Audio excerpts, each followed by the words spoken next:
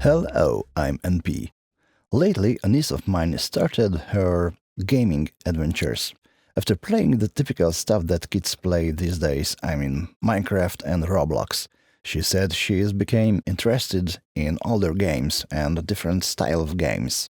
She wanted to do it old school, so she prefers keyboard and mouse, the boomer shooter way. So lately she got a real gaming mouse. You know, optical upgrades, lights and stuff like that. Apart from that, it's a normal 3200 TPA wired optical mouse by Onikuma. It's a tiny bit heavy to me, but anyway, it's a very nice one. So the reason for this short video is that she reported some wrist pain just after a couple of hours of playing. It was caused by her keyboard. So as a veteran nerd using these things for over 30 years, I gave her some tips that I'm going to tell you as well. So first, what is the source of the pain? If you use a keyboard, there can be four major reasons. The first one is even if you use a low-profile keyboard, still, your hand ends up to be in this sort of backbowed situation. So this angle here will strain the back of your wrist. Okay, here I a little bit overdo it, but basically you are doing this, and it's not so good. Some keyboards are supplied with wrist stands. They reduce this angle, but most of the time they don't remove it. By instinct, people start to sort of solve it by reducing this angle. So they lift the wrist. It solves this problem but opens another. It will strain your back. It will give you extra pain if you sort of lift your mouse hand as well. A little bit it's like, raising your arms and keep them there. After a while, it's a sort of torture. You may say, oh man, this is quite obvious. Well, do you have any idea of how many secretaries I had to enlighten about it throughout the years? Okay, let's put down the hands back to the table.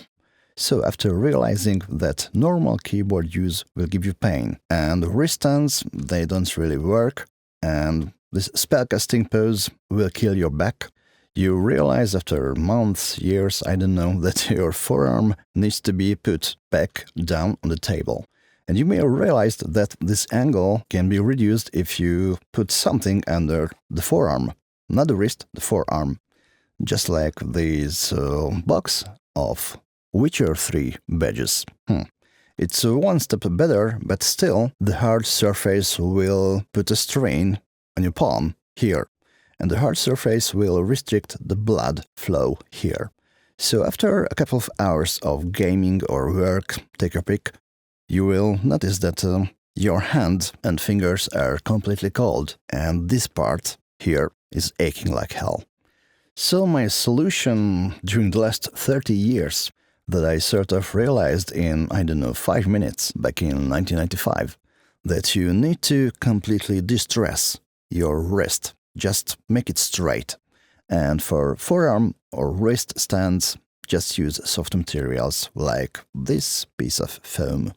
That's been my solution for 30 years. You can see the dimension.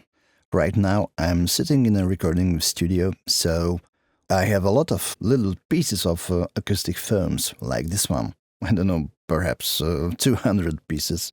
They wear out in 6 months or so. But basically you can use anything that's soft and has the right proportions. So basically that's all about it. Well, you may say that, shut up old fart. This is obvious. Well, no, man, it's not obvious. During the years I could ease the pain of a lot of people with this very simple trick. You know, you are not stupid if you haven't thought about it, because if you are right in the middle of something, then you will not put your attention on your hands. You know, they are there, they are obvious. So what? They work, they should. If you don't do some competitive sport or play guitar like me, then in normal life it's very difficult to put an extra stress on your hands because they are built quite well. So it's obvious that you just don't consider these small things.